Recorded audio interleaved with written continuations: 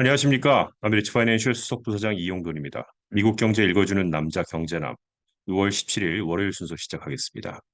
오늘은 미 증시 얘기 늘 하듯이 하는데요. 지난 8주 중에 7주 연속 상승세를 기록했다는 얘기, 테슬라가 중국 일부 지역에 FSD 테스트 승인을 받고 있던 얘기, 그 반면에 버크셔 해서웨이는 BYD 역시 전기 자동차 메이커죠. 지분을 또 줄였다는 얘기, 코코아 가격이 급등했대요. 이게 뭔 얘기일까요? 인사이드 아웃2가 대박을 냈다고 합니다. 그런 얘기로 경제남 함께 하겠습니다.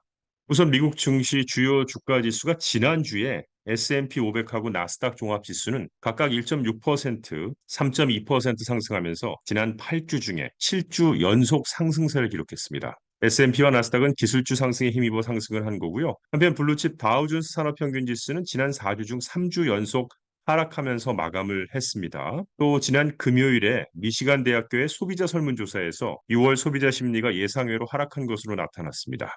다들 아시겠지만 이번 주는 준틴스 헐러데이로 인해서 수요일에 시장이 휴장하면서 단축거래 주간이 될 예정입니다. 오늘 뉴욕 증시는 하락세로 출발했다가요. 지금 이렇게 보시면 3대 지수 모두 다시금 안정세를 찾은 모습을 보이고 있습니다. 지난주에 둔화된 5월 소비자 물가 덕분에 크게 하락했던 미 국채 수익률이 미네아폴리스 연준 총재가 12월에 금리 인하를 기대하는 것이 합리적이다라는 발언을 하면서 금리 인하 기대에 찬물을 끼얹었죠. 그래서 쟤는 상승세로 돌아섰습니다. 또 프랑스 등 유럽 일부 국가의 정치 불안으로 외국 투자자들이 불안을 느낀 것도 하락 압력으로 작용을 하고 있습니다. 10년물 국채 수익률은 전 거래일보다 6 베이시스 포인트 상승한 4.277%를 기록했고요. 2년 만기 국채 금리는 4.738%로 5 베이시스 포인트 올랐습니다. 자, 오늘 오후 패트릭 하커 필라델피아 연준 총재가 경제 전망에 대해 연설할 예정이고요. 토마스 바커 리치몬드 연준 총재는 내일 같은 주제로 이야기할 전망입니다. 개장 전에 발표된 뉴욕주 제조업 활동을 나타내는 뉴욕 연준의 엠파이어 스테이트 경기 여건 지수가 마이너스 6으로 7개월 연속 위축으로 나타났습니다.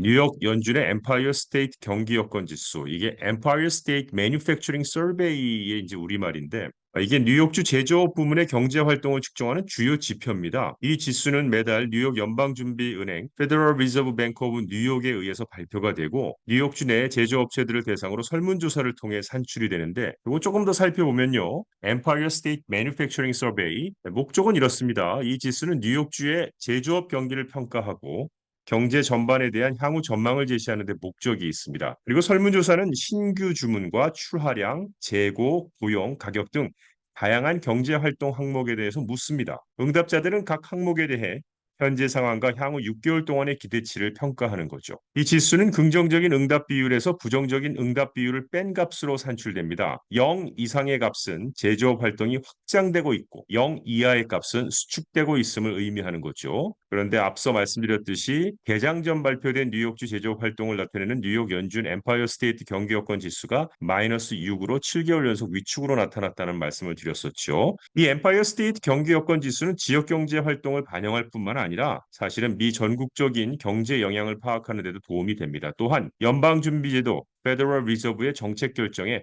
참고 자료로 사용을 될 수가 있는데요. 이 지수는 매월 중순에 발표가 되고 경제학자들과 투자자들에게 중요한 경제 지표로 간주가 됩니다. 엠파이어 스테이트 경기 여건 지수는 제조업 부문의 현황과 미래 전망을 파악하는 데 중요한 역할을 하면서 이는 보다 넓은 경제 분석과 예측에도 기여합니다. 자, 한편 반도체 주식들은 오늘 상승세를 보였는데요. 엔비디아가 장이 막 개장하면서 0.4% 상승한 132달러를 기록했다가 조금 전에 다시 살펴보니까 조금 내렸네요. 어쨌든 엔비디아에 이어서 10대 1 주식 분할을 발표한 브로드컴 주가가 3.8% 오르면서 1,800달러를 넘어섰고요. 대만의 TSMC의 미국 상장 ADR은 173달러로 1.3% 상승했습니다. 테슬라는 중국 내 일부 도시에서 FSD 실제 도로 주행 테스트를 승인받았다는 소식에 좀 상승을 했는데요. 이게 테슬라가 중국도 워낙에 큰 나라니까 뭐 전체가 아니라 일부 지역에서 고급 운전자 지원 시스템이라고 하죠. FSD 완전 자율주행 테스트 승인을 받은 것으로 알려지고 있는데 이게 중국 운전자에게 이 기능을 출시하기 위한 필수 단계를 통과했다고 보면 되겠습니다. 오늘 보니까 블룸버그가 익명의 소식통을 인용해서 얘기한 데 따르면 테슬라는 중국 상하이 일부 지역에서 이 FSD 테스트 승인을 받았고요. 저장성 항저우시에서도 승인 날 것으로 알려지고 있습니다. 고급 운전자 지원 시스템은 중국에서 점점 보편화되고 있습니다. 샤오펑과 샤오미 등 많은 중국 현지 업체들이 차량의 장점으로 판매에 활용을 하고 있는데요. 현재 테슬라는 이곳 미국에서 FSD 패키지에 대해서 8,000달러 그리고 구독할 경우에는 월 99달러를 청구하고 있습니다.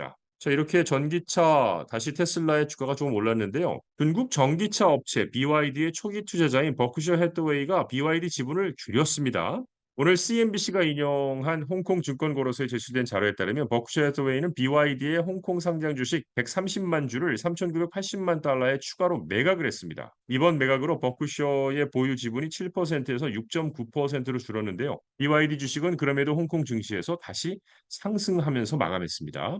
워런 버핏의 버크셔 해서웨이는 작고한 부회장 찰리 먼거의 발견으로 2008년 초 이 BYD 주식을 약 2억 2,500만 주를 당시 2억 3천만 달러에 매입을 했습니다. 이후 중국을 중심으로 전기차 시장이 폭발적으로 성장하면서 버크셔 해서웨이는 BYD 투자에서 아주 큰 돈을 벌었죠. 버크셔가 보유한 2008년 초부터 2022년 4월 사상 최고치까지 BYD는 거의 600% 급등했고요. 버크셔 해서웨이는 2022년과 2023년 보유 지분의 절반을 매각하면서 이익을 실현했습니다.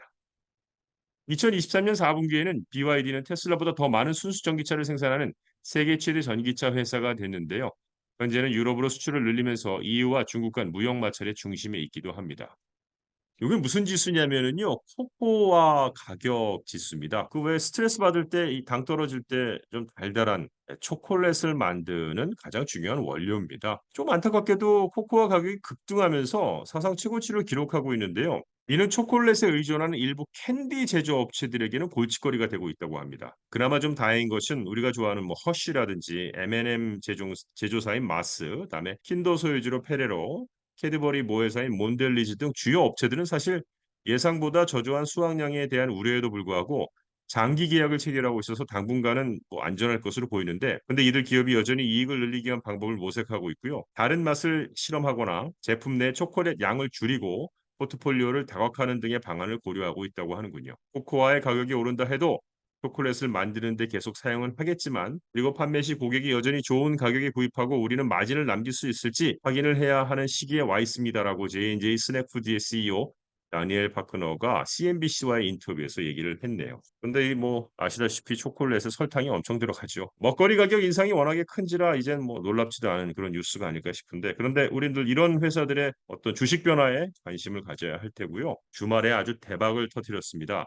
이거 디즈니 얘기 홍보하는 건데도 이런 거 썼다고 뭐 걸리진 않겠죠. 디즈니하고 픽사가 대박을 쳤는데요. 두 회사의 애니메이션 영화 인사이드 아웃2가 주말 북미 박스오피스에서 1억 5,500만 달러의 수입을 올리며 개봉했습니다. 사실 저는 이 미국의 집계 방식이 너무 자본주의적이다라는 생각을 개인적으로 합니다. 한국은 우리가 집계할 때 그러죠. 천만 영화냐 아니냐. 그러니까 몇 년 전에 천만 영화, 지금도 천만 영화. 즉 몇 명이 봤냐를 중시하잖아요. 근데 헐리우드는 오로지 얼마나 수입을 올렸냐 하는 방식으로 계산을 하는데, 지금 티켓 가격 많이 올랐으니까 이게 예전의 영화들하고 비교하기가 좀 어렵죠.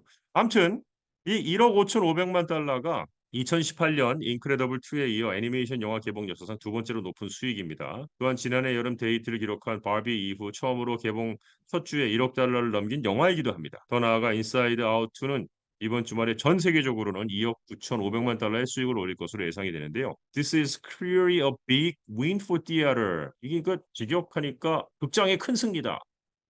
근데 이렇게 얘기했는데 뭐 극장의 호재란 이런 얘기겠죠. 지금까지 경제 읽어주는 남자 경제남 시간을 마칩니다. 좋은 한 주 되십시오. 고맙습니다.